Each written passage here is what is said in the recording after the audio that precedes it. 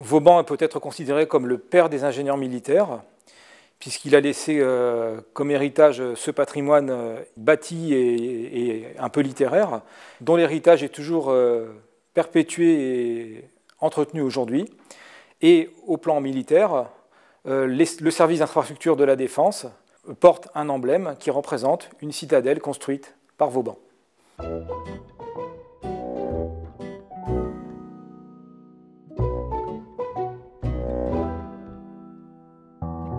Vauban est né en 1633.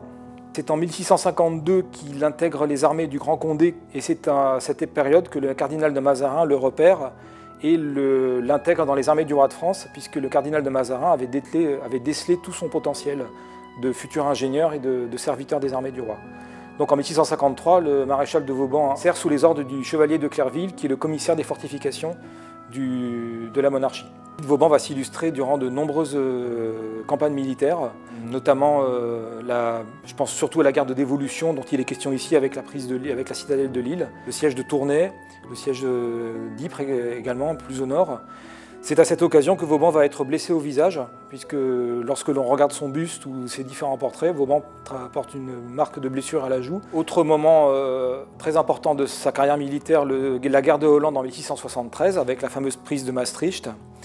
Et c'est en 1678 que Vauban va succéder à son protecteur, le chevalier de Clerville, en devenant commissaire général des fortifications du royaume. Le roi Louis XIV marquera l'apogée de sa carrière militaire en 1703, quand il le nommera maréchal de France. Et Vauban se retirera en 1706 et mourra peu de temps plus tard, en 1707. Ce qui symbolise une construction de Vauban, c'est ce fameux système de citadelle pratiquement en forme d'étoile, avec des bastions et des demi-lunes très proéminentes qui permettent de surveiller les abords d'une fortification et de pouvoir tirer sur un ennemi qui s'approche de cette place militaire, et qui fait qu'une citadelle de Vauban, construite par Vauban, va être extrêmement difficile à prendre. Disons qu'avec Vauban, on va connaître l'apogée de la construction militaire, parce que Vauban ne part pas de zéro. Vauban va s'inspirer de grands ingénieurs italiens. Il va s'inspirer du chevalier de Pagan qui était en poste juste avant lui sous le règne de Louis XIII. Il va aussi apprendre avec le chevalier de Clerville, mais c'est à partir, avec tout cet héritage et aussi ses connaissances personnelles, que le maréchal de Vauban va vraiment créer une marque qui va marquer, sans mauvais jeu de mots, notamment son époque, mais aussi ses successeurs. Par exemple, si je prends le premier ingénieur Marescot, qui est en poste à l'époque de Napoléon, d'aucuns vont le surnommer le Vauban de Napoléon. Le général Serré de Rivière, qui va œuvrer au XIXe siècle, sera surnommé le Vauban de la Revanche, après la défaite de 1870. Donc c'est un nom qui continue à marquer dans l'histoire et qui contient encore toute sa place dans l'histoire de France.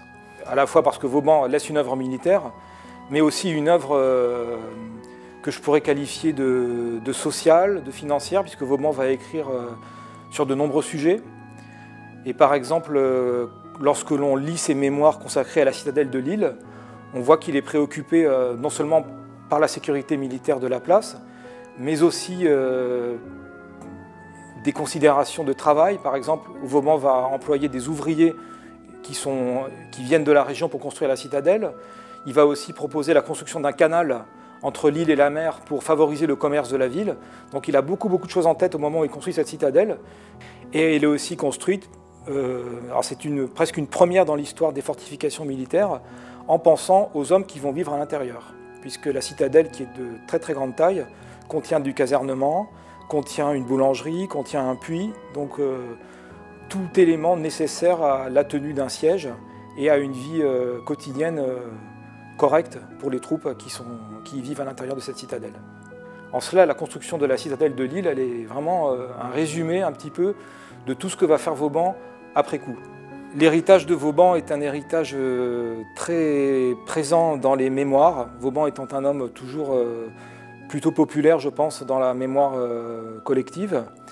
Les constructions de Vauban sont toujours très présentes dans la mémoire patrimoniale française, puisqu'il existe un réseau Vauban qui contient 14 sites répertoriés et entretenus.